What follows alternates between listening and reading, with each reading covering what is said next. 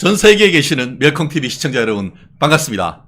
7월 1일 월요일입니다. 야, 2024년 정말 새해 첫 해가 뜨는 것을 본 지가 엊그제 같은데 상반기를 돌아서 반환점을 돌았습니다. 이제 하반기 첫날 우리 월요일의 남자 이영풍 KBS 유일해직 기자와 함께 열심히 한번 뛰어오겠습니다. 안녕하세요. 안녕하십니까. 요즘 우리말로 목소리에 마탱이가 갔어요. 이거 건강 좀 괜찮으세요? 괜찮습니다. 이제 목만 소리가 약간 갔기 때문에 오늘 아주 절제된 목소리로 핵심을 찔러드리겠습니다. 그렇습니다. 선거하실 때도 정말 혼신의 힘을 실어서 하셨고, 우리 멸콩TV를 비롯해서 또 방송도 정말 열심히 하시는 가운데 조금 면역력이 떨어졌는 것이 아닌가 싶은데요. 또 7월달, 이제 바캉스의 계절. 근데 우린 바캉스도 못 갑니다. 열심히 또 계속 뛰어야 되는데, 그만큼 면역력이 참 중요한 것 같습니다. 저희 또 잠시 또 우리 협찬 물품을 또 잠시 한번 소개시켜 드릴 것 같은데요. 감기, 몸살 이런 면역력에 상당히 좋다라고 지금 식약처에서 좀 허가가 났는데, 식약처에서 허가가 났는 이 애국 기업 환신골드 식약청에서 인정받은 건강 기능식품입니다. 있는 그대로 읽어드리면은 면역력 증진, 피로 개선, 혈소판 응집 억제를 통한 혈액 흐름 기억력 개선, 항산화에 도움을 줄 수가 있다. 특히 밤에 자다가 화장실 자주 가시는 분에게 도움이 된다라는 건강기능식품으로서 식약청에 나와 있는 그대로 제가 읽어드렸습니다. 환신골드 Buy 2 Get 1 Free 2+1 이벤트 있는데요.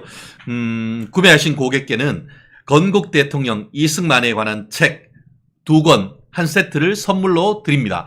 밑에 있습니다. 010-9920-1141 9922-1141 많은 구매와 또 협조 부탁드립니다. 우리 멸콩TV 좋은 분 모시고 하는데 큰 도움이 됩니다. 시작하자마자 빈센트님, 영풍님 아프신데도 동분서주하신다고 고생 많으십니다. 화이팅입니다. 실제로 서울에 계시다가 지난 주말에 부산까지 가셔가지고 또 현지에 계신 분들하고 소통하고 오시고 그 과정에서 또 약간 또 몸살 감기도 걸리셨는데 또 많이 도와주시면은 또 후원해 주시고 좋아해 주시고 팍팍 눌러주시고 이영풍TV도 눌러주시면은 가입해 주시면은 이 기자님께 정말 큰 도움이 될 것 같습니다. 괜찮죠? 네네. 제가 어제 이거 자기 전에 원래 2알 먹는데 3알을 먹고 잤거든요.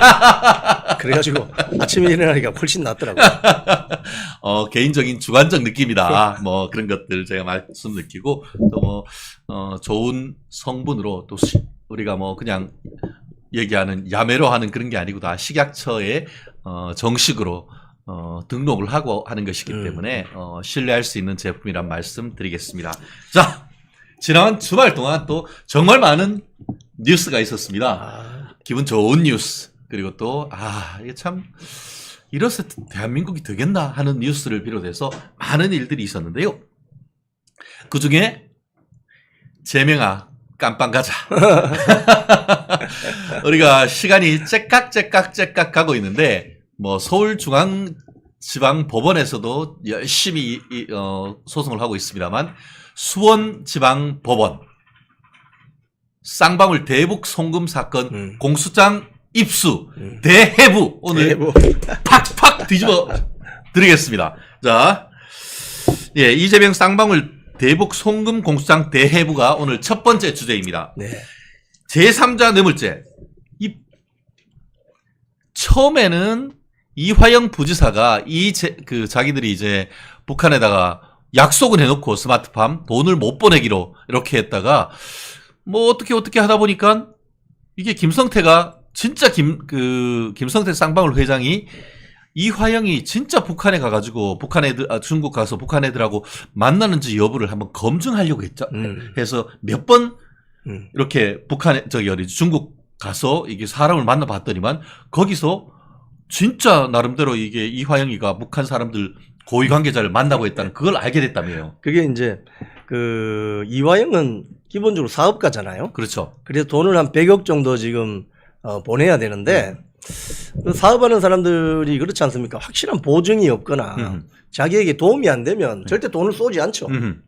그래서 자기 부하 직원을 보내가지고 야 거기 정말 북한의 유력 인사들이 나오는지 가봐 했더니 이화용과 그 일당들이 만나는 장면 그래서 사진을 찍어서 김성태한테 보냅니다. 그렇죠. 아 회장님 실제로 만나고 있습니다. 이러니 아 그래? 그러면 좋네. 그럼 우리가 한번 해볼까?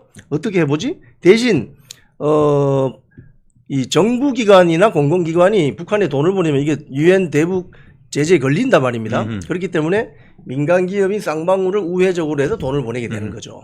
이것도 사실 대북 제재에 걸립니다. 사실은. 그런데 거기에 북한의 유력 인사들이 와 있다는 걸 보고 야 이렇게 하면 우리가 돈 벌 수 있는 기회가 생기겠다. 그게 한 3가지 정도 부정한 청탁이 있잖아요. 그렇죠. 아 요거 3가지 부정한 청탁이 딱 걸렸다는 거지. 제3자 뇌물죄는 일반 뇌물죄와가 달리 그렇지. 예. 부정한 청탁이 있어야 합니다. 이 부정한 청탁 김성태가 이화영 측에 요청한 부정한 청탁 3가지. 요게 뭐죠? 그러니까 첫 번째가 스마트팜 사업을 쌍방울이 주도적으로 할 수 있게 해달라. 그리고 광물 채취. 아하. 북한 지역에서 뭐 광물 있잖아요.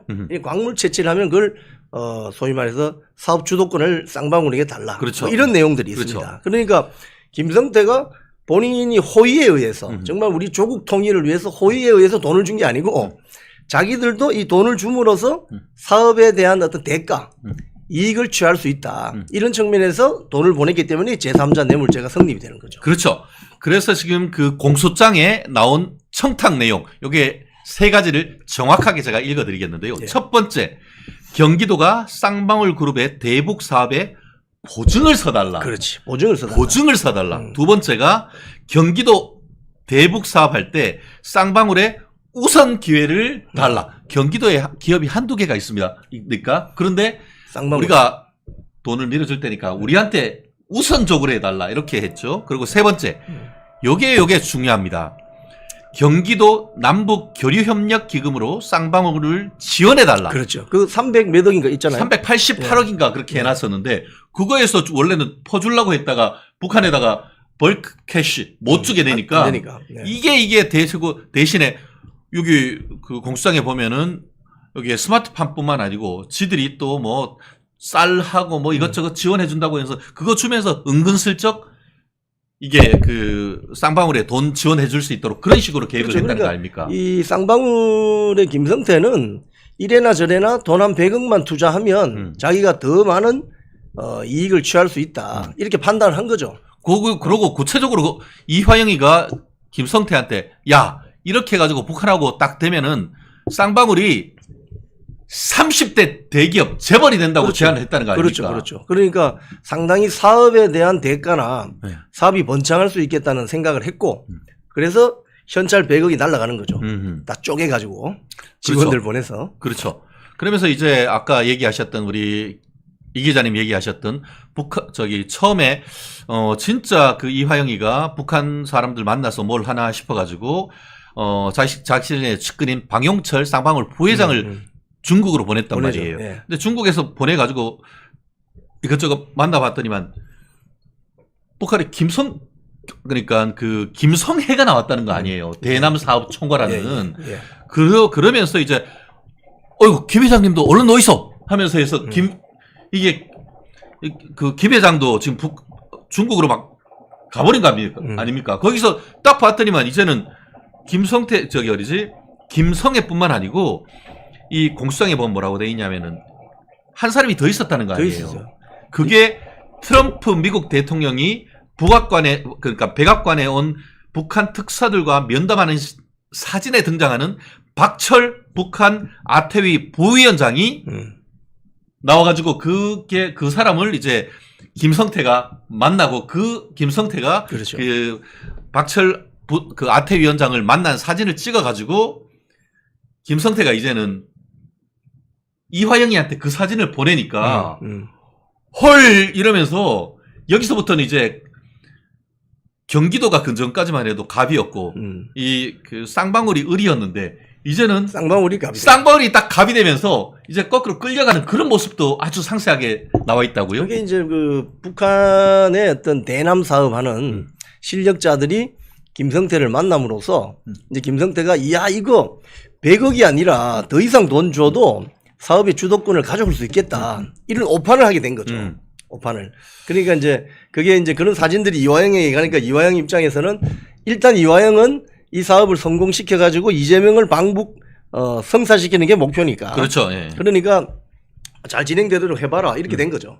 네. 그렇죠. 결국 이런 식으로 돼 있다고 하면은 결국 아까 갑을 관계에 같이 원래는 경기도가 갑이었고 이게 그러니까 시혜적으로 뭘 해주고 있었는데 이게 구도가 이게 어떻게 보면 쌍방울이 돈이 있고 그걸로 북한은 돈을 막 요청하는 상황에서 돈이 있는 사람 측을 이렇게 자꾸 이렇게 만나고 이렇게 쪼아주니까 이화영이는 몸이 닿을 거 아닙니까? 그렇죠. 이화영님만 몸이 닿습니까? 더 중요한 거는 이재명 아닙니까? 네, 이재명. 그러니까 내가 돈 주는데 대신에 이화영 당신뿐만 아니고 경기도가 보증한다. 경기도가 보증한다고 하면 이화영이 보증해서 되겠습니까? 안 되죠. 그래서 전화를 해가지고 예. 이재명에게 전화를 연결하는 거죠. 그렇죠. 거기서 이재명이 보면 아 정말 뭐 구체적으로 이야기는 하진 않았겠죠. 아유 예. 회장님 감사합니다라든지 예. 정말 고맙습니다라든지 그렇죠. 잘 부탁합니다. 이렇게 한 거죠. 그렇죠. 네. 아까 얘기한 것처럼 이게 이번 공수장에 보면은 이재명이 김성태 쌍방울 회장과 국제전화 최소한 2번 한 내용이 딱 걸리게 지금 나와 있잖아요. 딱 걸리죠. 첫 번째가 지금 얘기하신 것처럼 이 그 3가지 청탁 이게 돈을 대신 대납해주는 그런 거래를 이재명이가 알고 있었을까? 그에 대한 대답도 지금 공수장에 나와 있다고요? 그렇죠. 그래서 이 전화 통화 내용에서 이 시청자 여러분 잘 아시겠지만 국제 전화를 하면요. 우리나라에서 밖으로 나가는 국제 전화는 서울에 있는 뭐 전화국을 통해서 다 나가게 됩니다. 그렇죠. 예. 그래서 알 수가 있어요. 그렇죠. 누가 예. 누구하고 통화했는지. 그렇죠. 예. 뭐 심지어 그 내용까지도 알 수 있는지 제가 확실하게 말씀을 못 드리겠습니다만은 그 통화 내용에 보면은 이제 그런 게 있는 거죠. 뭐 이재명 도지사가 아 회장님 정말 잘 부탁드립니다. 뭐 감사합니다. 뭐 이렇게 말했다는 거는 이미 알고 있다는 이야기 아니에요. 그렇죠. 예. 이미 그런 내용들이 진행되고 있다는 걸 알고 있다는 거죠. 근데 그렇죠. 이재명 도지사가 그 당시에 아 나는 그거 전혀 몰랐어 이렇게 하면 안 되는 거죠. 그렇죠. 말이 앞뒤가 안 맞는 거지. 그렇죠. 이게 그 공수장에 아주 상세하게 나와 있는데요. 말씀드린 것처럼 2018년 7월 1일 날 그 이재명이가 경기지사에 지금 그 취임하잖아요. 예. 그리고 2017년 8월 9월 달에 그 문재인이가 이런저런 인간들 데리고 평양 방북하는데 여기가 혼자만 왕따 시켰잖아요. 그렇죠. 그러니까 빡쳐가지고 지금 이화영이 평화부지사 해가지고 이 사업 진행한 거잖아요. 그렇죠. 그 과정에서 2018년 12월 29일 날 중국 단동에서 김성태가 북한의 김성애 실장, 박철 부위원장 만났을 때 김성태가 우리가 스마트팜 하도록 도와드리겠습니다. 그 제안서를 냈고 그렇죠. 거기에서 쑥떡궁합돼 가지고 잘 되고 해서 바로 그 다음에는 1월 17일 날 단둥에서 이게 협약식 하려고 만났잖아요. 그렇죠. 거기에 이화영이가 김성태랑 같이 가가지고 사진 찍고 반복 가는 사진 그렇죠. 아주 유명하잖아요. 그렇죠.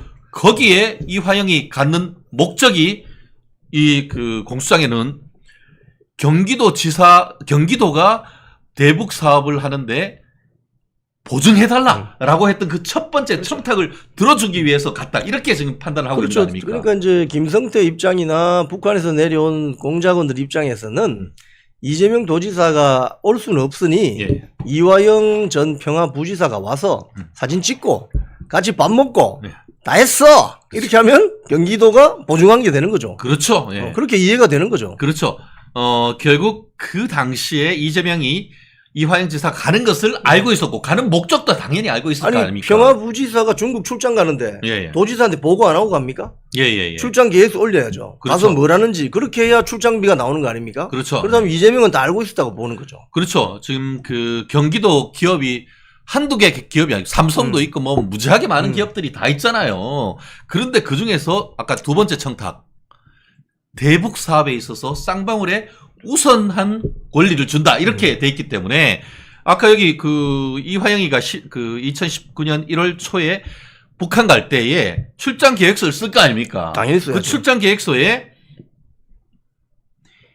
대북 사업에 이게 도와주기 위해서 실질적으로 보증하기 위해서 가는 것을 이재명한테 다 메고 짜고 해서 갔다고 지금 보는 건 아닙니까? 그렇죠. 이 출장 계획서라는 게 여러분 예. 공공기관은 해외 출장을 갈 때 사전에 문서를 품위해가지고 결제를 받습니다. 예. 그래야 출장비가 나오잖아요. 예. 그럼 가서 첫날에는 뭐 하고 두 번째 날은 뭐 하고 누구 만나고 예. 어떤 내용으로 무슨 회의를 하고 세미나 참석 이런 게 다 포함이 됩니다. 그렇다면 죄송합니다.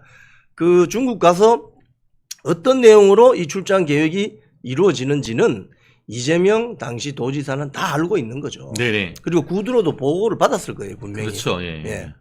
그러면 그때에 이제 뭐 북한 광물 채취 사업권 독점적으로 한다 이런 얘기가 나오고 하면서 그때 동영상 보면 뭐라고 해요? 김성태가 이제 우리의 소원은 통일입니다. 대통령 만들어야 될 거 아닙니까? 라는 얘기를 했는데 그 대통령이 뭐 무슨 뭐 윤석열 대통령입니까? 이재명 대통령. 이재명 대통령 만든 거 아닙니까? 야, 그렇죠. 근데 그 자리가 중요한 이유가 뭐겠어요? 거기에서 첫 번째 이재명과 김성태의 전화 통화가 이루어졌다는 거 아닙니까? 그렇죠. 전화 통화. 예. 그 자리에서 이제 뭐 회장님 감사합니다. 예. 뭐 잘 부탁드립니다. 예. 뭐 이 정도 하면 이재명 당시 도지사는 내용 다 알았다고 봐야 되는 거 아니에요? 그렇죠. 예, 예, 예. 그때 이제 전화 통화에서 김성태가 뭐라고 그 얘기를 하고 옆에 들은 사람도 그렇게 얘기하냐면은 전화하니까 이재명이가 김 회장님 고맙습니다. 라고 했고, 이재명이가, 그럼 뭘 고맙다고 생각했겠어요? 대신 돈 내준 게 고맙다는 건 아니겠습니까? 대납해줬잖아요. 예, 예, 대납. 본인의 소원인 방북 대가로 예, 예. 쌍방울이 한 100억 가량을 대납해 줬으니까 그렇죠. 나도 이제 대선 후보의 반열에 오를 수 있는 그 예. 기회를 잡을 수 있다. 그래서 고맙다. 이렇게 한 거 아니에요? 그렇죠. 그래서 김성태가 뭐라고 했냐면은 북한과 사업 잘해보겠습니다. 그러니까 이재명이 좋은 일 해줘서 감사합니다. 네. 쿵짝이 뭐 척척 맞네. 이게 뭐 저 신북풍이네요. 신북풍. 예, 예. 어? 그렇습니다. 지금 공소장을 입수했지만 그의 뒤에 있는 증거 자료는 재판 때 공개가 됩니다. 이거는 법률적으로 알아야 될 것이 형사소송법상에 공소장을 법원에 검찰이 낼 때는 공소장만 내도록 되어 있습니다. 그거를 공소장 일본주의라고 해서 증거는 나중에 내도록 되어 있습니다. 이 증거를 내기 싫어서 검찰이 숨기려고 내는 것이 아니고 법적으로 이 재판에 있어서 재판관들의 어떤 예단, 어떤 그 바이어스, 편견을 일으킬 수가 있기 때문에 증거는 일단 공소장을 내면은 피고인 측이 그 공소 사실을 인정할지 여부에 대한 의견을 첫 번째 기일에 밝히잖아요. 그래서 자백하면은 증거 자료를 그대로 내면서 뭐 바로 재판 종결하고 선고를 하는데 딱 내면은 신작 소설이야 이러면은 고래 이러면서 검찰에서는 증거 목록과 함께 증거를 탁 냅니다. 근데 다만 공소장을 딱 내면은 그 다음부터는 재판장한테는 기록을 다 내진 않지만 공소장을 내면은 이제 이 피고인의 변호사, 한마디로 이재명의 변호사들은 검찰에 가서 그 증거 자료를 복사할 수가 있습니다. 이미 지지난주에 공소장을 제출했기 때문에 이재명의 변호사들은 검찰이 가진 증거 자료를 대부분은 이제 볼 겁니다. 그렇군요. 그러면서 그 변호사들은 속으로 그럴 겁니다. X 됐다. 네. 딱 걸렸네. 네. 아마 속이 팍팍 타들어갈 겁니다. 자기들이 생각하는 것보다 훨씬 그렇지. 더 많은 증거 자료들이 있다는 것에 지금 깜짝 놀랄 가능성이 굉장히 크다. 그렇게 저는 예측을 합니다. 근데 이 사건이 결국은 우리 그 언론 보도를 보면 김성태 입장에서는 그 돈을 그렇게 100억을 보냈는데 결국은 코로나 터지면서 그냥 돈만 다 날려버리고 그렇죠. 예. 그 북한 공작원들은 100억을 그냥 현찰로 챙기고 그렇죠. 완전히 먹튀한 거죠. 그렇죠. 그러니까 김성태 입장에서는 정말 억장이 무너지는 거죠. 와, 진짜 한마디로 골 때리는 상황이 된 거죠. 책임지는 사람도 없고 예. 생돈 100억을 지금 북한으로 보냈는데 예. 뭐 이 광물 채취 사업이나 뭐 스마트팜 사업 다 날라가 버리고 그렇죠. 이 완전히 다 탈탈 털린 거죠. 응? 황당하기 짝이 없는 일이죠. 진짜 아니 내가 뭘 이재명이 생각해가지고 물론 그렇게 해서 잘 되면은 나도 우리도 한몫 챙기고 30대 재벌에 꽂혀는 거지 이화영이도 그렇게 해가지고 돼 있었는데 결국 코로나가 오면서 북한에서 모든 걸 국경 셧다운 해버린 거잖아요. 그러면서 아무것도 못하게 돼버리는 그런 상황이 돼버린 거지. 그러면서 이게 저런 얘기도 있잖아요. 이게 재판에 넘겨지고 하니까 이재명이가 최고회의에서 아니 내가 그때 경기지사 선거와 관련해 가지고 공선법 위반으로 재판 받고 있어 가지고 내가 언제 경기지사 자격이 떨어질지도 모르는데 내가 왜 그걸 보내는 것이며 이화영이 같은 경우에는 그게 바보냐? 북한에 돈 보내는 게 바보인 줄 다 알면서도 그걸 하고 나도 그거 아는데 미쳤어 그걸 보냈겠냐라고 하는데 그거에 대한 답도 있었다고요? 그러니까 이게 너무 좀 이 코미디 같은 일인데요. 결국은 이게 이재명의 방북을 성사시키기 위해서 이런 일들이 벌어진 게 아닙니까? 그렇죠. 결과적으로 보면. 예. 근데 돈은 돈대로 다 털리고 김성태는 100억이란 돈 털리게 되고 이화영은 구속돼서 9년 6개월 지금 받게 되고. 야. 그러니까 지금 남은 건 이제 이재명인데 이재명은 나 몰라. 그거 난 기억이 없어. 내가 그걸 알 필요가 없는 거야. 이렇게 나오니 그렇죠. 이 관련자들이 김성태도 그렇고 뭐 이화영도 그렇고 지금 야 이거 도저히 이렇게 가다가는 내가 다 뒤집어 쓰겠다. 이런 생각을 하게 되는 거죠. 그렇죠. 예. 그래서 이제 이 사람들이 앞으로 실토를 해야만 본인들에게 덜 불리해질 거예요. 그렇죠. 그래서 뭐 그렇기 때문에 사실 지난 6월 달에 이화영이가 어떤 마음에 어떤 그런 동요가 있고 해서 진실을 이렇게 했던 거 아닙니까? 그 이슈는 또 이제 조금 더 뒤에 상세하게 또 보기도 하고 실제 이번 공수장에는 얘기 드렸듯이 이거를 왜 그러면은 그 당시에 대북제로에서 북한으로 돈을 보낼 수 없었음에도 불구하고 그렇게 했는지 그리고 자기는 이제 이재명이는 공선법 위반으로 해서 재판을 받고 있음에도 불구하고 이런 걸 얘기를 했는지 이걸 진행하는데 1심 선고가 났어. 무죄가 나와버렸네. 무죄가 나와버린 거야. 그러니까 이게 신났다. 의심의 기사를 하면서 야, 고! 이렇게 됐다는 내용이 또 나오고 그리고 또 재밌는 게 여기 보면은 이게 공무원들이 바보가 아니잖아요. 그럼요. 처음에는 이재명이 와가지고 평화부지사 해가지고 뭐 대북사업 고! 최대한 빨리 성과내! 라고 하니까 그러니까 뭐 해가지고 검토하다가 깊이 검토도 안 하고 이거 돈 보내고 하는 거 다 됩니다! 라고 보고를 냈어. 그런데 얘들 막 오케이 하면서 이제 신나게 북한 만나가지고 되니까 이거 진짜 조만간 이제 될 것 같처럼 북한으로 될 것 같다. 그런데 조금 더 이렇게 봤더니만 이게 평화협력국입니까? 거기서 봤더니만 지사님 죄송합니다. 이거 안 됩니다. 이렇게 된 거예요. 그 내용이 다 들어있는 겁니다. 그런 내용이 이재명이한테 보고가 안 됐습니까? 그런데 왜 계속 진행을 했을까요?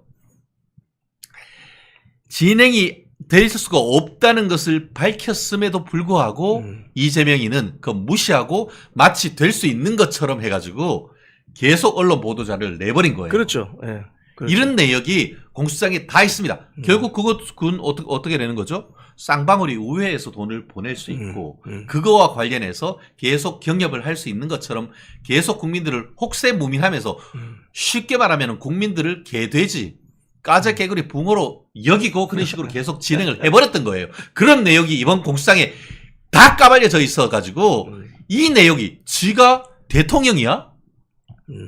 와. 이게 공소장 그 내용이 이제 이 보도된 언론 보도를 보면 이거는 이재명이 사전에 알지 않고는 이루어질 수 없는 내용이겠구나 이런 판단을 하게 됩니다. 그렇죠. 그래서 본인의 어떤 정치적인 입지 즉 대북 초청을 받고 뭐 대선 후보 반열에 오르기 위한 어떤 개인적인 어떤 야심 때문에 이 사업이 이렇게 추진되는 거죠. 결국 돈은 김성태가 내서 홀라당 다 틀리지만 뭐 이런 식으로 이루어진 건 결국 이재명이 몰랐다면은 이루어질 수 없는 일이죠. 그렇죠. 예. 이화영과 김성태 사이의 대화. 이거는 뭐 이화영이가 법정에서 이걸 부인하기 쉽지는 않을 텐데 김성태가 뭐라고 했냐면 김성태는 계속 야 진짜 돈을 주면은 자식들이 진짜 해주겠냐라는 거에 대한 그렇죠. 의문이 계속 있었고 그러니까 이화영이한테 물었다는 거죠. 그러니까 이화영이가 뭐라고 했냐면은 내가 북한 김성애한테 500만 달러 약속했고 그 약속이 이미 김정은이한테까지 보고가 됐다. 그런데 대북 제재 때문에 스마트팜 지원을 해줄 수가 없어서 내 머리가 아프다. 네가 돈 대주면 원래 그 이화영이가 형님이니까 나이가 더 많으니까 김성태보다 네가 돈 대주면 쌍방울도 북한 최고위층과 연결돼서 대북 사업도 할 수 있을 것 같다. 그리고 경기도와 함께 대북 사업만 해도 더 큰 돈을 벌 수 있을 것 같은데 이거 해주면 경기도나 이재명 지사가 그걸 잊겠냐 이렇게 얘기했다는 거예요. 그렇게 이제 회유한 거죠. 예. 그래서 이화영은 자꾸 흥정을 붙여서 김성태로 하여금 100억을 쏘게 만드는 그렇죠. 그런 역할을 하는 거죠. 그렇죠. 그리고 김성태 입장에서는 사업가이기 때문에 야 이거 생돈 100억이 날아가는데 만약에 이게 제대로 안 되면 내만 이거 완전히 독박 쓰는 거 아니야? 그렇죠. 이런 생각을 했기 때문에 그렇죠. 자꾸 물어보는 거죠. 예. 중국에 사람을 보내서 확인해 보라고 하고 근데 결국은 독박 썼죠 뭐. 그렇죠. 예. 실제로 아까 세 가지 부정한 청탁을 했다는 것 아닙니까? 첫 번째가 대북 사업 하는데 쌍방울이 돈 대주는데 경기도가 보증해라. 경기도가 보증하고 우선적으로 사업 추진할 수 있도록 해달라라고 하니까 김성태를 비롯한 쌍방울이 북한 사람들하고 만날 때마다 누가 가죠? 그거 보증하려고 하면 보증인이 있어야 되는 거예요. 이재명의 결재를 받고 이화영이가 경기도의 대표로 그 행사 때마다 다 참석하는 거 아닙니까? 평화부지사. 그렇죠. 예, 평화부지사. 그래서 그 가서 같이 앉아있고 사진 찍히는 것 자체가 보증 쓰는 거죠. 그렇죠. 예. 경기도가 보증한다. 예. 그러니까 이 사업을 추진해라. 그렇죠. 이렇게 되는 거죠. 그러면서 이제 또 아까 얘기 드렸던 2019년 5월 12일 날 또 뭐 이미 그 전에 그 4월 달에 김성태가 스마트팜 비용을 500만 달러 보냈어요. 보내고 나서 이제 또다시 이제 북한 사람들하고 이제 만나는데 그때 또 아까 말씀드린 것처럼 이화영이가 가. 왜냐? 보증을 해야 되니까. 보증인이 있어야 되니까. 예. 그러면서 그 갈 때도 이재명이가 다 승인을 했다는 것이고 그때에 북한의 송명철 부실장 만나가지고 쌀 10만 톤 지원해줄 사업을 해줄 테니까 경기도 지사 방북 초청해달라라고 이화영이가 북한에서 송명철이한테 요청을 했다는 건 아니에요. 그러면서 이제 다 같이 김성태하고 이화영이가 같이 가가지고 이화영이가 김성태 회장 방을 찾아가는데 거기서 같이 있는 데에 뭐 어떻게 이렇게 했어요. 이재명 지사 방북 초청해달라고 북한의 리호남 송명철에게 좀 요청해달라 이런 부탁도 했다는 거 아닙니까? 그렇죠. 그러니까 결국은 이 사건의 큰 얼개를 보면 예. 이재명 당시 경기도지사의 정치적인 야망, 정치적인 야심, 대통령 후보 반열에 오르겠다는 그 야심 때문에 조선노동당하고 지금 거래를 했다는 거 아닙니까? 그렇죠. 예. 이게 지금 말이 됩니까? 예. 대한민국의 어떤 그 국민들이 혈세로 월급 받는 사람들이 어떻게 유엔 대북 제재 받는 조선노동당하고 이 거래를 한다 이 말이에요. 그걸 또 기업인을 동원해서 돈을 보내고 이건 어떻게 보면 이적행위죠, 이적행위. 이적행위죠. 네. 이게 그렇기 때문에 일각에서는 이런 부분을 국가보안법으로 기소해야 되는 것 아니냐 이런 얘기까지 나오는 거 아닙니까? 그것도 가능할 것 같은데요. 예. 이건 대표적인 이적행위인데. 결국 이게 국가보안법은 적용 안 했지만 제3자 뇌물 그리고 또 외국환 거래법 위반 또 마지막으로 남북교류협력법 위반으로 지금 기소를 했어요. 그렇죠. 왜냐하면은 남북교류협력 사업을 하려고 하면은 공식적으로 통일부 장관에게 승인을 받아야 되는데 그거 없이 무조건 고해버렸던 거 아니에요. 그러니까 사실은 이게 뭐 법 적용을 여러 가지 검토를 하시고 뭐 했겠지만 이 국가보안법으로도 적용 가능할 것 같은데. 그러고도 남지 상당히. 사실. 아까 얘기한 것처럼 처음에는 이화영이가 주체가 돼가지고 이 사업이 진행이 되었었는데 이화영을 비롯한 이재명 여기가 돈을 못 주니까 대타로 나섰는 쌍방울의 김성태가 나가지고 북한에서 요청하니까 여기 있어 돈을 팍팍 푸니까 이제는 어떻게 북한이 누구 말을 믿죠? 이화영이 말을 안 믿고 김성태 말을 믿는 거야. 그러니까 김성태가 실질적 사업 주체같이 되는 과정에서 이제는 김성태가 이화영이한테 뭐 해달라고 부탁하는 게 아니고 김성태가 북한하고 다이렉트로 직거래를 하니까 이화영이가 야 네가 우리 지사님 북한 갈 수 있도록 네가 만나가지고 이호남이하고 만나가지고 좀 부탁해줘 이런 관계가 됐다는 그 사이에 다이나믹한 이런 관계가 대하 드라마처럼 쫙 펼쳐지는 거 아닙니까? 지금 북한 당국자들이 움직이는 걸 보면요. 이번 북한 러시아 간 그런 것도 똑같은데 결국 핵심은 돈이에요, 돈. 러시아에서 포탄 사가고 돈 줄 거 아닙니까? 그러니까 뭐 군사적 자동 개입한다고 뭐 이 협정까지 맺고 이러잖아요. 그렇죠. 그리고 이제 우리 뭐 남쪽하고 통일 안 할 거야 뭐 이런 식의 그동안 우리 민족끼리 통일하자며. 근데 돈이 앞에 눈에 딱 떨어지니까 돈을 쫓아가는 거죠. 이것도 마찬가지입니다. 김성태가 돈을 내지 이화영이 돈을 낸 게 아니잖아요. 그렇죠. 그러니까 이제 이화영은 그냥 액세서리고 김성태를 잘 꼬셔가지고 돈을 한 100억 땡겨야 되겠다. 결국 성공했죠. 그렇죠. 결국 성공했죠. 야, 참 정말 아까 얘기한 것처럼 돈을 김성태가 그냥 줄 리가 있겠습니까? 그냥 줄 리가 있겠습니까? 아까 이화영이가 그 뭐라고 돼 있냐면은 이재명 지사랑 같이 북한 가서 북한에서 이걸 발표하면 너 무조건 30대 재벌된다. 혹하는 거지. 일단은 뭐 주가도 좀 튈 테고. 예. 뭐 그렇겠지만. 근데 그러면서도 불구하고 그런 내용 협약 다 하면서 언론에 못 냈어요. 북한에 가서 발표도 못 하고. 그렇기 때문에 북한에 만약에 이 정도 했는 사건으로 해가지고 실제로 주가 부양하려고 하면은 충분히 부양하고 남았을 거 아닙니까? 예. 그런데 이번에 이화영이 그 1심 재판부에 보면 이렇게 했음에도 불구하고 5월달에 그런 협약도 체결을 하고 있음에도 불구하고 언론 보도를 하나도 못했어요. 그런 것을 봤을 때에 이재명이가 얘기하는 이것이 이화영의 주가 조작 사건이다라는 것이 말이 안 된다라는 내용이 결국 그 이재명의 공수장에도 그대로 다 들어갔다라고 지금 볼 수가 있는 것이죠. 그리고 아까 얘기하는 것처럼 5월 달에 이제 북한에 가서 이런 협약도 체결했는데 그 5월 달에 그 갔다 오자마자 바로 이재명이가 1심에 아까 얘기한 것처럼 공선법 사건에 의외로 무죄가 받은 거지. 그러면서 이제 지도 이제 더 이제는 뭐 쌀도 갖다 주겠다 그런 제안을 적극적으로 이제 막 하게 되는 것이죠. 그렇죠. 참, 네, 이 인간들 하는 걸 보면은 물론 오늘 지금 이런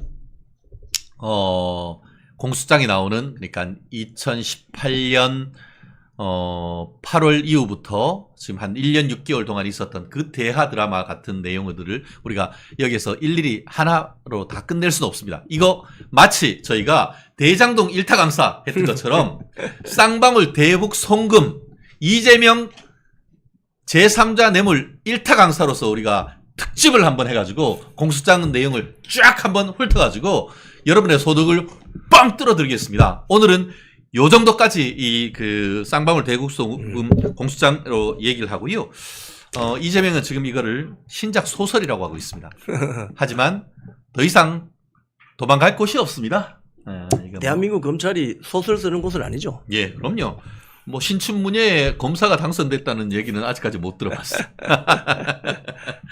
그렇습니다. 자, 또 아까 또 이화영이와 관련되는 거. 검사가 열받았다. 민주당의 이화영 회유 도표 대방출. 야. 어떻게 오죽했으면 예. 우리 검사가 당신들이 말하는 내용이 너무 황당하게 짝이 없으니 내가 이해하기 쉽게 이렇게 표를 만들어서 설명해 줄게. 예. 그 표를 만든 거 아니에요. 그렇죠. 그걸 쭉 읽어보면 이렇게 논리적으로 이렇게 귀결이 되는구나 딱 이해할 수 있습니다. 그렇죠. 네. 지금 이걸 참 뒤에 좀 나중에 다시 한번 띄워주고 싶은데요. 실제로 지금 이화영에 대한 주변인들의 회유 경과라고 해서 도표로 만들었는데 아마 여러분 오전에 시간이 조금 되시면은 우리 멸콩TV 다 보시고 난 다음에 중앙일보 6월 30일자 검찰 이화영 회유 경과 표까지 만들었다. 진실 왜곡은 민주당이다라는 기사를 한번 보시면은 검찰이 파워포인트로 이화영에 대한 주변 인물들에 대한 회유 경과에 관한 도표와 함께 기사가 아주 상세하게 나왔습니다. 네.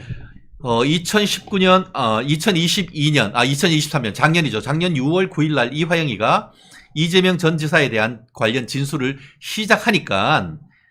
시작했어요. 그러면서 이화영이가 이재명 전 지사가 대북 송금에 관련되어 있다라고 얘기를 하고 그리고 6월 30일 날 방북 비용에 관한 진술을 완료했어요. 그러면서 이 쌍방울이 대북 송금을 대납했고 이재명 전 지사에게도 보고했다라고 이제 4차례에 걸쳐가 이렇게 진술 조서를 다 마련했는 거죠. 그러니까 이게 그러고 김성태가 7월 11일 날, 그러니까 6월 30일 끝나고 나서 7월 11일 날 법정에서 대북 송금에 대해서 아주 상세하게 증언을 해요. 뭐냐? 이화영과 상의를 해서 대북 송금을 진행했고, 이재명과 통화를 하면서 만남을 3차례 추진을 했지만 사정이 생겨서 직접 못 만났다. 한마디로 전화만 한 것이 아니고 한국에 와서 서로 직접 만나려고 했었는데 여러 가지 사정이 있어서 못 만났다라고 아주 상세한 내용까지 얘기를 했거든요. 그러니까 득달같이 민주당 국회의원이 7월 13일 날 이화영의 최측근 그리고 또 배우자 회유를 시도했는 거죠. 그러면서 이화영이 억울한 게 있으면 당이 돕겠다라고 얘기를 했다는 언론 보도가 나왔죠. 이게 누구였다? 이게 바로 지금 민주당의 원내대표 박찬대였다는 거 아닙니까? 이게 지금 보면 이 도표를 보면요. 이 분수령이 내는 게 7월 11일자 예. 김성태의 그 진술입니다. 김성태가 우리 방금 최 변호사님 말씀하신 것처럼 이화영과 상의해서 대북 송금 진행했고요. 이재명하고 통화했고요. 만남을 3차례 추진했는데 일단 사정이 생겨서 만나지는 못했어요. 라고 했더니 민주당에서 난리가 난 거죠. 그래서 박찬대 원내대표가 출동을 하는 거죠. 그래서 우리 이화영 참 평화부지사 참 억울한데 우리가 도울 점이 있으면 당에서 돕겠다 이렇게 했고 그 뒤에 더 이제 황당한 것은 그 배우자죠. 배우자가 그 공판장에서 자기 저 남편에게 소리를 지르는 거 아닙니까? 그렇죠. 정신 차려. 법정 1차 부부싸움.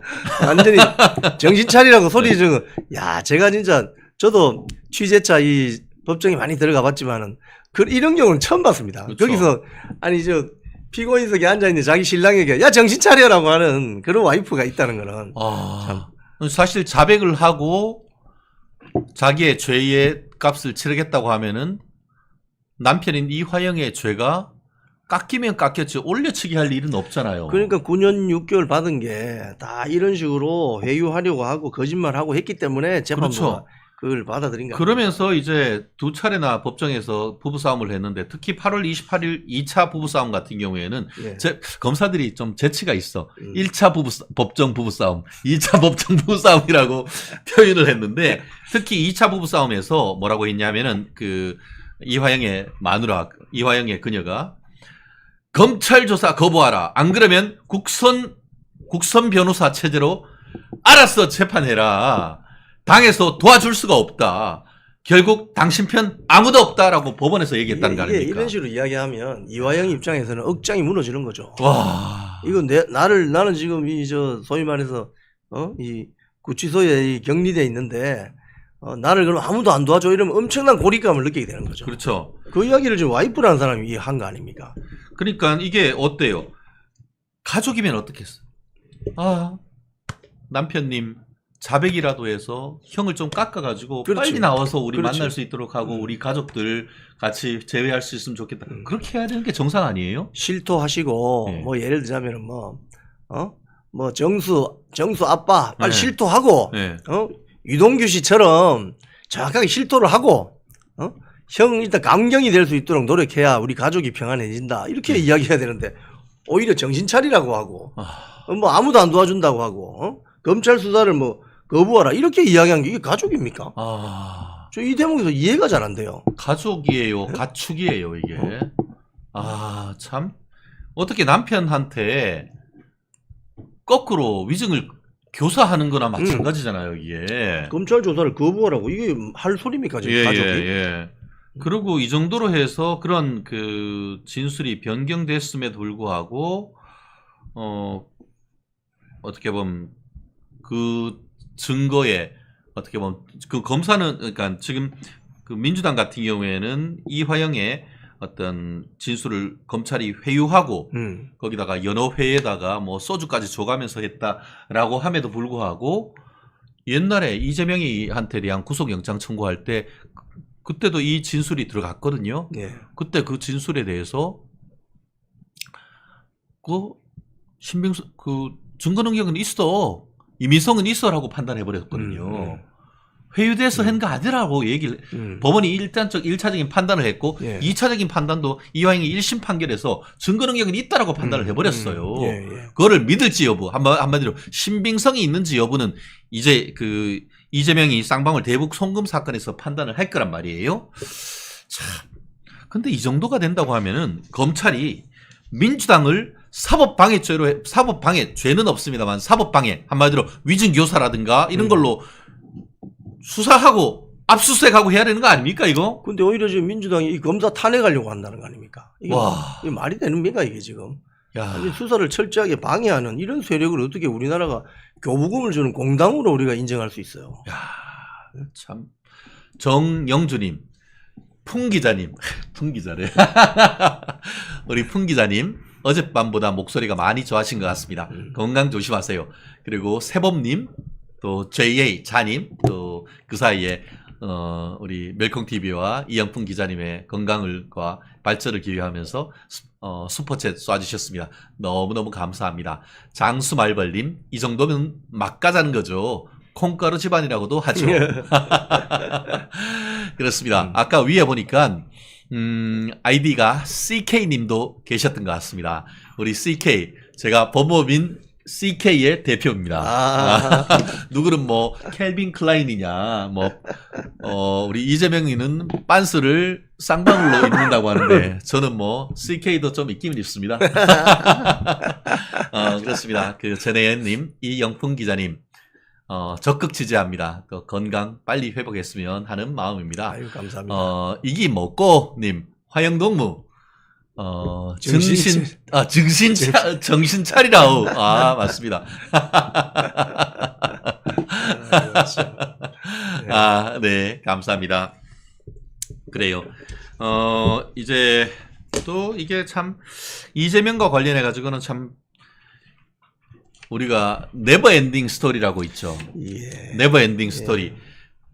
꼬리에 꼬리를 물고 이게 사건이 계속 이걸 제가 아이템으로 삼으면서도 참 좀 아수라란 영화도 생각나고 이 비극의 끝이 어딘가라는 참 안타까움도 있는데요. 이재명 사건 관련자 또 사망했다. 영화 아수라보다 실화가 더 무서운 것 아니냐라는 제목을 제가 뽑았습니다. 지금 이게 보면은요. 김만배와 네. 돈 거래한 전 한국일보 간부 숨진 채 발견됐다고요? 이게 김만배하고 돈 거래한 기자가 3명이 있습니다. 예. 지금 어제 숨진 채 발견된 한국일보 기자, 예. 그리고 한겨레 중앙일보 기자가 또 있어요. 예. 2명 더 있어요 지금. 예. 그런데 저는 이 기사를 어제 딱 속보가 뜨길래 보면서 제가 등산을 즐기기 때문에 이 돌아가신 분이 왜 충북 단양까지 갔을까? 등산을 만약에 등산을 갔다면 충북 단양까지 왜 갔을까? 예. 이분 분명히 서울 사시거나 경기도에 사실 텐데. 그리고 등산을 가게 되면요. 예. 주로 잘 모르는 산에 갈 때는 혼자 절대 안 갑니다. 뭐 친구들 뭐 최소한 2-3명 이렇게 해서 이 초행길은 좀 조심스럽잖아요. 그렇죠. 예. 뭐 서울의 북한산 이런 데는 뭐 주말 되면 사람들이 워낙 몰리니까 많으니까. 혼자 다녀도 돼요. 예. 거기는 뭐 우리 여성 등산 동호인들도 막 혼자 다니고 해요. 그건 사람이 예. 많기 때문에. 왜? 산에는요 CCTV가 없습니다.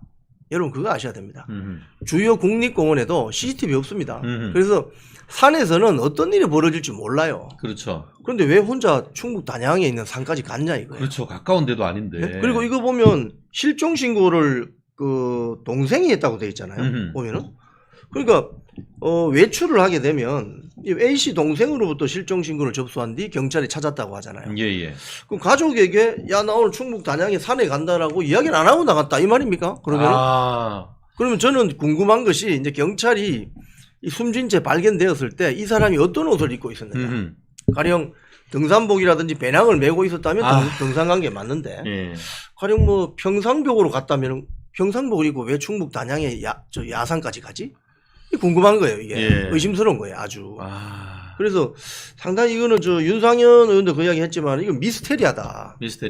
벌써 지금 이재명과 관련된 사건으로 6명째 지금. 그렇죠. 지금 숨진 채 발견되는 거 아닙니까? 그렇습니다. 예. 상당히 미스테리하다.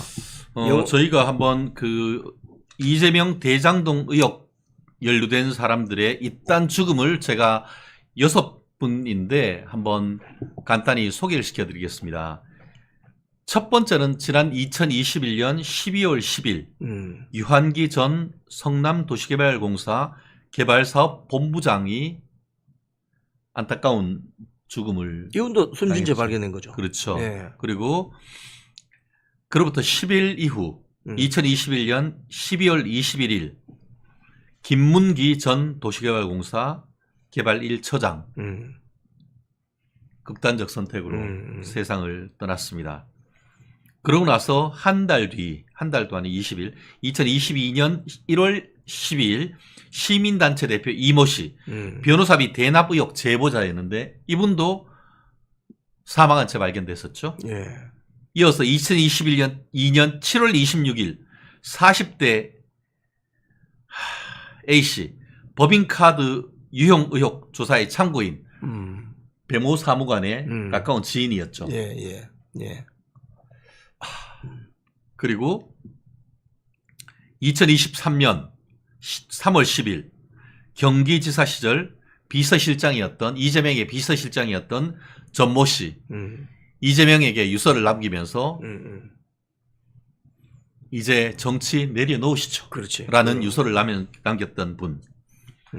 그러고 나서 6월 30일 전 한국일보 논설위원 대장동 관련해서 김만배로부터 1억 원을 받고 한국일보에 이재명에게 유리한 논조에 글을 쓰도록 했다라는 의혹을 받아서 최근에 검찰의 조사를 받고 있었었죠. 예. 지금 말씀한 것처럼 이것이 정말 극단적 선택인지 아니면은 그 원인이 무엇인지 이 부분에 대해서 수사를 통해서 명확하게 배후를 가 있는지 여부를 밝혀야 된다라는 취지로 지금 이영풍 기자님께서 말씀하시는 거 아닙니까? 지금 사실은 이제 현장에는 이제 경찰이 입회를 해서 그 돌아가신 분의 상태를 점검을 하겠죠. 예. 그럼 아까 제가 말씀드린 것처럼 야산에서 발견됐기 때문에 예. 등산을 갔다 이러면 뭐 등산복을 입고 있었을 것이고 예. 그냥 뭐 예를 들자면 우리 뭐 이 양복 같은 걸 입고 갔다 하면 그건 좀 이상한 거죠. 예. 양복 입고 충북 단양에 그 야산까지 왜 갑니까? 네네. 뭐 그런 점이 있을 테고 또는 가족들이 동의를 할지 뭐 유족들이 동의를 할지 모르겠는데 부검을 해야 되는 상황이 될 수도 있고 그렇죠. 예. 하기 때문에 그렇습니다. 그리고 지금 이런 사건의 경우에는 통상 사망 원인이 뭔가에 대한 변사 사건 같은 경우에 사망 원인이 뭔가에 대해서 경찰이 좀 파헤쳐야죠. 이런 건. 그 참 미스테리합니다. 윤상현 의원의 말처럼 굉장히 미스테리한 거죠. 왜냐하면 이게 어떤 일관성이 있거든요. 이재명 사건과 관련된 핵심 증인이 될 수 있는 사람이거나 또는 김만배와 동거래가 있던 사람이거나 이런 거거든요. 그래서 지금 일각에서는 이 김만배와 동거래를 한 그 기자가 3명이 있는데 이 한국일보 기자 이 사람은 어제 돌아가셨고 남은 사람이 한겨레 신문하고 한겨레 신문 같은 경우는 6억을 빌렸어요. 6억. 그리고 그 중앙일보는 19,000만 원인가 이 동거래가 있는데 이분들을 빨리 수사 당국에서 신병을 확보해야 된다. 즉 그렇죠. 구속 수사를 하든지 본인들을 위해서 구속 수사를 하든지 해서 구치소에 일단은 보호한 다음에 수사를 하는 게 맞다. 이런 주장까지 나오고 있습니다. 그렇습니다. 우리 아이디 말할 수 있는 힘력자니까 여러 가지 힘이 있습니다. 오랜 기자 짬밥 살아있네 이영풍. 사실 우리 변호사님도 그렇겠지만 제가 현장 기자 뛸 때 20여 년 전에 살인 사건 뭐 이런 극단적 선택 사건 이러면은 제가 사실 현장에 많이 가봤습니다. 예. 그 지난 뭐 경찰 과장 서장님 소개로 해서 이 비닐 신발에 비닐 신고 예, 증거 예. 현장에 가서 제가 보존, 많이 현장 보존 봤어요. 위해서, 예. 예, 그게 굉장히 이런 사건의 경우에는 정말 세밀하게 점검해 봐야 됩니다. 예, 맞습니다. 혹 모르기 때문에. 예, 혹 모르기 때문에. 그래요. 뭐 김만배하고 뒷거래 하는 애들이 한둘이가 아닌데 최근에 또 지난 그 대선 있기 3일 전에 가짜 인터뷰했던 내용을 보도했던 신앙님.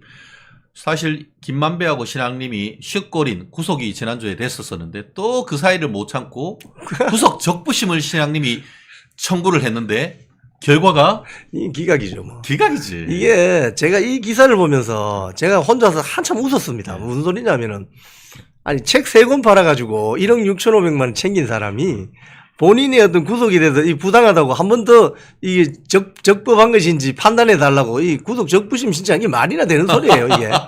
응? 아니 1억 5천만 원 토해내기라도 하면서 여기 있으니까 제가 그 피해 금액 누구냐 그 김만배한테 돌려줬으니까 그 배임 수증제 좀 이제 좀 봐주이소 이러면서 했다고 하면은 뭐 아무런 사정 변경이 없이 검찰이 나를 탄압한다고 한다고 하면은 법원이 믿겠소? 지들끼리 개딸들끼리 다 믿지. 그러니까 이게 또 이 신앙님 같은 경우는 또 공갈죄까지 있잖아요. 예, 맞아요. 그러니까 책을 뭐 국립중앙원리 원장한테 줬는데 이걸 그 양반이 상의 없이 문재인 청와대 인사한테 줬단 말이에요. 그러니까 신앙님이 그걸 알고 야, 니 내하고 약속했을 때 제3자에게 공유하지 않는다고 해놓고 왜 계약 위반했어? 이래서 내가 문재인 대통령한테 이야기할 거야 이러니까 이 사람이 놀래가지고 또 5천만 원 뜯었다는 거 아닙니까? 아니 이런 어떤 파렴치한 범죄를 저지른 자가 어떻게 구속 적부심을 신청하냐고요. 네. 그러니까 구속 적부심을 하려고 하면 실무적으로 어떻게 되냐면은 재산 범죄거든요. 재산 범죄는 뭐 제일 중요한 게 뭡니까? 피해 회복. 피해 금액을 돌려주거나 플러스 알파에서 뭘 해주는 이른바 사정 변경이 있으면 그거를 빌미로 해가지고 그거를 계기로 해서 구속 적부심 청구를 하고 자백을 하고 하는데 자백하는 것도 아니고 딱 잡아떼고 피해 회복 한 푼도 안 되는데 무슨 변호사가 대법관 할애비라도 그거 못 풀어줍니다. 그러니까 이런 행위를 함으로써 노리는 이 포인트는 뭐냐면요. 윤석열 정권이 우리 언론을 이렇게 탄압한다. 이런 이야기를 하려고 하는 거예요, 지금. 그렇지. 예. 탄압이 아니고 아주 적법하게 좀 진행되는 것 같은데. 예. 상당히 이 사람은 특히도 신앙님은 민노총 언론노조 위원장 출신입니다. 그러니까요. 말로는 모든 정의가 언론 자유가 지들 건 줄 알고 했는데 뒤로는 구릴 대로 구린 게 이 대표적인 케이스가 된 거 아닙니까? 그래서 지금 이 민노총 언론노조가 여기에 대해서는 정말 국민들께 대국민 사죄해야 됩니다. 그것부터 해야지 진짜. 그래야 자기들이 그나마 그러니까 한겨레 신문에서도 아까 얘기했던 그 해당 기자의 사건이 발생하니까 처음에 아무런 그 반응이 없었잖아요. 그러다가 한겨레 소장파 젊은 기자들이 내부적으로 문제가 되니까 주니어 기자들이 나섰죠. 그때. 예. 그러면서 이제 한겨레에서 사고를 내고 이 부분에 대해서 사죄하고 있던 그런 일이 있었던 거 아닙니까? 예, 맞습니다. 그러니까 이거는 좀 파렴치합니다. 참 정말. 그리고 이 사건이 아까 말씀하신 것처럼 대선 3일 전에. 대선 3일 전. 3일 전에 뉴스타파가 터뜨리고 그걸 그 다음날 좌파 매체가 퍼나르고 KBS, MBC 같은 대형 스피커 방송사가 떠들고 또 이재명 당시 대선 후보 캠프에서 또 페북으로 퍼나르고 이러면서 큰 언론에 나오기도 전에. 네, 나오기도 전에. 그러니까 이게 당시 그 윤석열 대선 후보 캠프 입장에서는 이 뭐 말로 날 시간적 여유가 없는 거예요. 시간적 여유가. 그러니까 국민들은 뭐라고 생각해? 와, 진짜 나쁜 놈이네. 알고 봤더니만 대장동 몽통이 이재명이가 아니고 윤석열이네. 이런 뉘앙스를 주는 거죠. 그래서 그 보도만 없었더라 하더라도 70만 표가 아니고 700만 표 차이로 이겼을 것이라고 얘기하는 건 아닙니까? 지금 그만큼 나쁜 짓을 내놓고 뭐? 구속 적부심 신청? 약간 살짝 맛이 간 거 아닙니까? 맛이 간 거죠. 이거는 영 이 양심이라고는 찾아볼 수 없는 파렴치하다 이렇게 평가할 수밖에 없습니다. 또 파렴치한 일이 또 지금 조만간 재판에 넘겨진다라고 하는 것 같은데요. 벼룩이 간을 빼먹어라. 경기도 공무원 야식비를 이재명 아침 식사비로 빼돌려 냠냠 해먹었다고? 이런 의혹이 지금 벌어졌다는 거 아닙니까? 이거 채널 A 단독 보도인데요. 예. 아니 이 이재명 김혜경 부부는 이거 우리가 평균적으로 생각하는 상식을 훨씬 뛰어넘는 이 행위를 자주 하기 때문에 그렇죠. 처음에는 좀 이런 일이 진짜 일어났을까 이런 그 생각을 하게 되는데 실제로 들여다보면 일어난단 말이죠. 그러니까 이런 분들의 주요 특성이 뭐냐면 공사 구분이 잘 안 되는 거예요. 그렇죠. 공금은 공금대로 공금 회계로 처리를 해야 되고 사적인 건 자기 돈으로 알아서 그냥 해야지. 예. 공금을 가지고 사적인 용도로 쓴다. 이 공사가 완전히 왔다 갔다 하는 사람들이죠. 그래서 보면 내용들을 보면은 이 공무원들의 야근 식대, 쉽게 하면 야근하는 그 경기도 공무원들 그 식대 비용이 책정이 돼 있을 거 아닙니까? 이걸 가지고 자기들 그 저 식비로 전용을 한다? 이렇게 할 수 있는 겁니까 진짜 도지사라고 하는 특급 매식비라고 하죠. 사실 저도 제가 사법시험 하기 전에 제가 법원행정고시 합격해가지고 제가 뭐 송구스럽습니다만 제가 그 사무관 근무를 한 2년 했습니다. 네. 야근하면은 특급 매식금이 나오잖아요. 근데 참 저는 이걸 그런 것 같아요. 그러니까 우리가 아침에 수라상 차려준다고 하잖아요. 수라상 진짜 그 수라상 차려가지고 이게 샌드위치 해가지고 올려주면은. 그거 참 그렇게 하는 사람도 내가 이러려고 공무원 됐나 싶겠지만 그러고 나면은 그 법인카드를 뒤에 그 총무부에 있는 공무원들은 이거 어떻게 처리해야 되나 골 때렸던 거 아니에요. 그래가지고 그거를 이제 고민하다가 야 이거 우리 공무원들 야근하는데 그 야근 식비하는 거를 요걸로 쓴 걸로 이제 이렇게 회계 처리하자. 이렇게 짱돌 굴려가지고 했던 것이 아닌가 싶어요. 아, 정말 이건 정말 한마디로 하면 찌질한 거죠. 이게. 그래서 우리가 얘기한 건 아닙니까? 소탐 내실. 예. 소탐 내실이 뭐죠? 소고기를 탐하다가 대통령을 놓쳤다. 소탐 내실을 시켜놓고는 그에 따르는 뒤처리는 경기도 공무원들한테 해놓고 공무원들이 특급 매식비 이걸로 해가지고 특급 매식비 야식비를 못하니까 이게 공무원들은 야식 해놓고도 지 돈으로 밥 사 먹거나 야식 해놓고는 밥도 못 먹고 일했을 가능성이 높은 거 아닙니까? 그렇죠. 사실 얼마 전까지만 해도 이재명의 그녀가 누군지는 제가 김혜경 여사님, 김혜경, 여사님이라고 붙이면은 또 뭐라고 하시더라고요. 김혜경이 10여만 원 법카 쓴 걸로 지금 기소를 넣겠는데 이재명이가 그러잖아요. 우리가 기껏 10만 원 쓴 것 가지고 그러냐? 10만 원이 문제겠습니까? 지금 소고기 사 먹고 제사하기 위해서 하는 제사상에 올리는 과일까지도 법인카드로 썼는 세금카드로 썼던 그 내역에 대한 수사가 이제 거의 다 종결됐고 그 내역이 조만간 재판에 넘겨진다라는 보도가 지금 채널을 통해서 나온 건 아니겠습니까? 이게 사실은 이게 자기들이 사실 이 문재인 정권 초기 때 KBS, MBC 이사들 사장들 쫓아낼 때 그 이사들 법인카드 김밥이 2,500원 그거 탈탈 털어가지고 있잖아요. 그렇죠. 쫓아낸 그 자들입니다. 강기영 이사. 근데 그 기준에 따르면 이거는 바로 해고예요. 해고 이거는. 그냥 경기도지사 그냥 바로 해고. 근데 꼭 이 자들이 보면은 자기가 하면 로맨스, 남이 하면 불륜 이런 속성을 가지고 있기 때문에 이거는 엄단해야 됩니다. 이런 거는. 그렇습니다. 우리 향님 이재명 흉내는 역시 이동규님이 짱. 야 역시 제가 흉내를 내봤자 이게 족탈불급입니다. 발벗고 따라가도 우리 이동규님 못 따라가는 건 저희가 잘 알고 있습니다. 그래도 어쨌든 저 나름대로 애를 쓰고 있습니다. 우리 이동규님 또 내일 아침에 또 오셔가지고 이재명 흉내 이런 이슈를 가지고 다시 한번 할 텐데요. 이제 비슷하게나마 한번 해보도록 한번 힘써보겠습니다.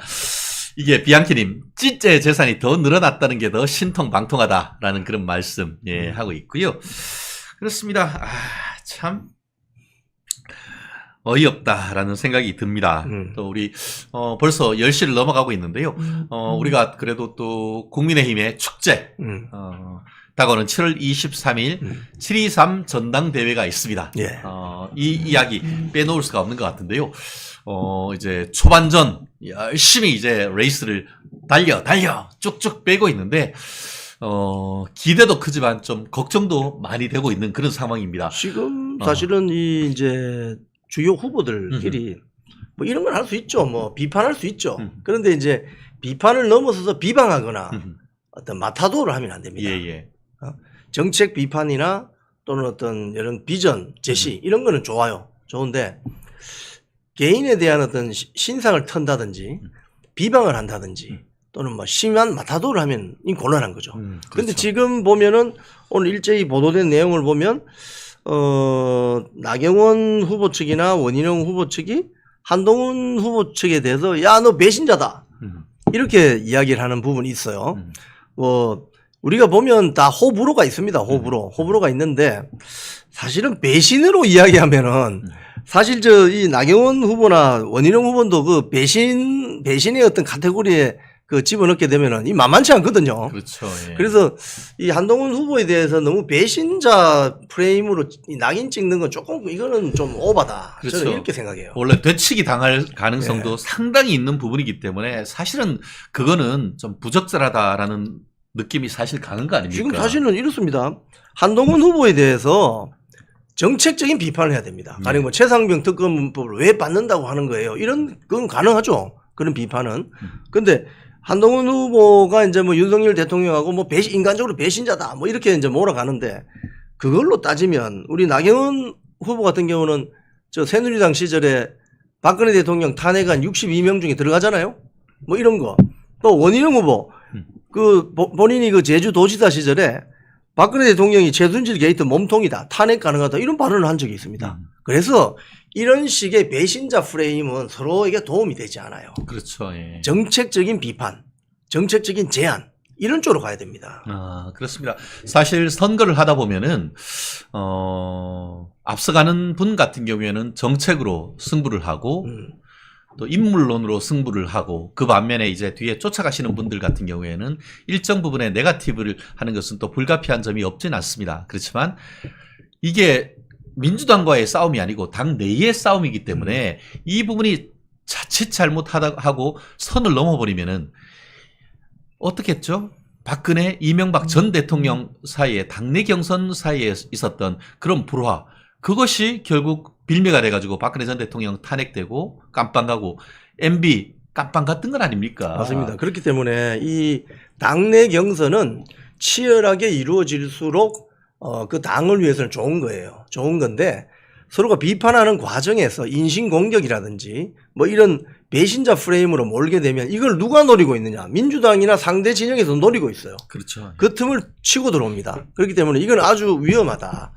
위험하다. 그래서 정책 대결을 하시라. 저는 이렇게 좀 주문을 드리고 싶어요. 그렇습니다. 그리고 또 국민의힘에서 탈당한 일부 인사가 뭐 누구라고 제가 특정은 안 하겠습니다. 인사가 그 한동훈 전 비대위원장에 대한 어떻게 보면 비판하는 글을 올리면서 국민의힘이 지역구에서 받은 그 표보다 국민의 미래 그러니까 비례대표에 받은 그 지지율이 한 8% 정도 빠진다라고 하면서 그에 대한 비례대표와 관련되는 책임도 져야 된다 이런 얘기를 하는데 뭐 어떻게 보면 외면적으로는 그 말씀도 틀리진 않습니다만 결국 그때 비례대표와 관련해 가지고는 이게 그 조국 신당이 나오면서 이게 표가 막 갈라지고 했던 그런 어떤 구조적인 그런 문제가 있었습니다. 그렇기 때문에 제가 드리는 말씀 취지는 누구를 뭐 비판하고 이런 걸 떠나서 누구의 책임을 지우고 하는 걸 떠나서 지금으로서는 이게 말씀 그대로 당의 축제의 장이 돼야 되는 것이지 이게 비판의 장이 돼버리면은 이게 오히려 윤 대통령의 성공 또 국민의 지지율의 견인 이런 컨벤션 효과를 노리기는커녕 국민들이 야 이제 그나물의 그 밤이 이런 프레임이 되는 이거를 정말 제가 걱정하는 겁니다. 제가 이거를 누구를 얘기를 해도 사실은 우리 댓글에서 최진영이 한빠냐 아니면 최진영이 그 원빠냐 사실 지난 주말에 원희룡 후보님도 저한테 전화를 주셔가지고 많이 좀 협조해달라 우리 멜콩 TV에 출연도 오케이 하셨고 실제 제 같은 경우에 그 2주 전에 처음에 그때 그 출마 선언했던 그 다음날 YTN 신율의 정면 승부에서 이번 주에 승자는 누구냐 했을 때에 원희룡이다. 왜냐하면은 그 시점이 아주 절묘했거든요. 1번 타자로 딱 나오면서 의제를 딱 선점하고 윤심을 상당 부분 이렇게 끌어올 수 있는 그런 나름대로 정치적인 역량을 발휘했기 때문에 그 주에 1등은 제가 원희룡이라고 할 만큼 원희룡 전 장관 저 개인적으로 존경하는 분입니다. 그런 부분은 합니다. 나경원 대표 저 정말 사랑하고 존경하는 분입니다. 저한테 많이 참 조언도 해주시고 하시기 때문에 그런 걸 다 떠나서 지금 말씀드린 것처럼 비판할 건 비판해야 되지만 개인적으로 막 헐뜯는 이런 부분은 잘못하면은 뒤끝이 너무 남는 건 아니겠습니까? 그거 지양해야 됩니다. 예, 왜냐하면 이 말 한마디에 마음이 크게 상하거든요. 예. 그렇기 때문에 나중에 뭐 설사 예를 들자면 뭐 한동훈 후보가 떨어지든 뭐 원희룡 후보가 떨어지든 나경원 후보가 떨어지든 간에 떨어지더라도 승복할 수 있는 마음의 준비를 할 수 있는 여유는 줘야 된다는 거예요. 그래서 너무 인신공격으로 하면 안 되는 겁니다. 그리고 지금 나경원 후보나 뭐 원희룡 후보나 윤상현 후보 같은 경우는 정치를 오래 하셨잖아요. 그렇기 때문에 정책 대결을 하게 되면은 아마도 지금 뭐 저 한동훈 후보가 많이 인기가 팬덤이 많다고 하는데 정책 대결을 하게 되면 자기들이 유리할 텐데 정책 대결의 장으로 끌어들여야죠. 그래야 당도 발전하고 본인들한테도 유리할 텐데 개인적으로 이 배신자 프레임으로 간다. 이거는 항상요. 매운 음식은 맵고 짭고 하는 음식은 입에는 땡깁니다만은 건강에 별로 안 좋아요. 그렇습니다. 담담하게 하는 게 좋습니다. 사실 여기에서 배신자 프레임에 대해서 또 그 다른 후보들의 기존에 살아왔던 거를 들고 나와버리면 이거 이제 서로 건너기 힘든 강을 아니 건너버리는 솔직히 저 우리 우파 진영에서 배신자 프레임에 자유로운 사람이 누가 있습니까? 박근혜 대통령 탄핵시킬 때 그 찬성했거나 다 그 동조했던 알고 봤더니 박근혜 대통령 가짜뉴스로 당한 가짜뉴스의 최대 피해자잖아요. 거기에 대해서 누구도 자유롭지 않아요 지금. 그렇습니다. 사실 그렇게 따지고 간다고 하면은 윤석열 대통령한테 대해서도 우리가 서운한 마음을 사실은 없지 않죠. 하지만 윤 대통령이 나오셔가지고 문재인의 어떤 그 정권의 칼을 끌어줬고 그리고 당선 자체만으로도 자유우파 대한민국을 살리는데 큰 역할을 했다는 건 아니겠습니까? 그렇기 때문에 그런 어떤 좀 더 큰 대의를 우리가 볼 수 있는 그래서 이제 후일에 박근혜 전 대통령의 어떤 명예를 회복하고 그럴 수 있는 그런 차근차근 해나가면 되는 것 아니겠습니까? 그런 점을 좀 이해를 해주신다고 하면은 참 저로서도 좀 안타까운 그런 마음이 들지 않을 수가 없는 것 같은데, 그렇기 때문에 이런 지나간 것은 지나간 대로 좀 흘리고, 이제는 정말 정책 경쟁. 예를 들어서 나경원 후보 같은 경우에는 우리 북한과 러시아의 관계가 급속도로 가까워지는 과정 속에서 대한민국 자체 핵무장론 이런 부분이 이슈가 되는 것은 상당히 뜻깊은 건 아니겠습니까? 그렇죠. 예. 이 나경원 후보가 그때 제일 먼저 이야기했잖아요. 맞습니다. 핵무장 그렇죠. 해야 된다. 그리고 뭐 윤상현 의원은 이미 전부터 이야기를 했던 거고 이런 어떤 정책적인 미래 비전을 좀 내놨으면 좋겠어요. 그렇습니다. 사실 오늘 이영풍 기자님 또 오시면서 아침에 일찍 이거 목소리가 안 나와서 웃자노 이러면서 걱정해 주셨는데 이게 역시 또 그 온네어 사이즈니 딱 떨어지니까 뭐 그게 뭐고 이러면서 이제 바로 이제 본래의 모습으로 보시는 그런 모습 잘 봤고요. 에너지 넘치는 월요일 어떻게 좀 속 시원한 시간이 되셨습니까? 우리가 지난 주에 26만을 돌파하고 매섭게 또 매일 1000명 이상 팍팍 올라가고 있습니다. 아이고. 그리고 또 이렇게 저희 멸콩TV 시청자분들이 늘어나니까 또 노란 딱지를 붙이려고 하는 좌파들의 공격도 점점 세지고 있습니다. 네. 그럴수록 더 여러분들이 가입, 댓글, 좋아요 해주신다고 하면은 더더욱 우리 자유우파의 선봉으로서 어떻게 보면은 그 가장 큰 힘을 가진 매체로서 커갈 수 있지 않을까 싶습니다. 이영풍 기자님 또 건강이 안 좋고 힘든 상황 속에서도 나오셔서 감사하고 우리 이 기자님은 우리 수요일 날도 나오셔가지고 그때는 또 캉캉 하면서 그냥 팍팍 날리는 요거 먹고 나오겠습니다. 그렇습니다. 향기님 정의로운 이영풍 화이팅 좋습니다. 호시절님 한님 멸콩 했고요. 말할 수 있는 힘 이영풍 TV도 구독하고 응원하겠습니다. 너무너무 감사합니다. 차재엽님 두 분 수고하셨습니다. 이영풍 기자님 목소리 많이 좋아지셨네요. 연낸 아영님 너무너무 감사합니다. 김영님 같은 경우에도 제주도에 계십니까? 김영동굴로 바캉스 가고 싶습니다. 와주셔서 감사합니다.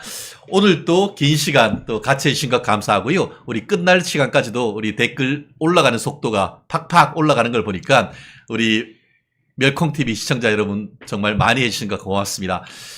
오늘 즐거운 날 되시고 첫날이 힘차면은 또 7월 마지막까지도 그대로 이런 즐거운 기분 끌고 가면 좋겠습니다. 지금까지 이영풍 최진영의 멸콩 라이브였습니다. 고맙습니다. 감사합니다.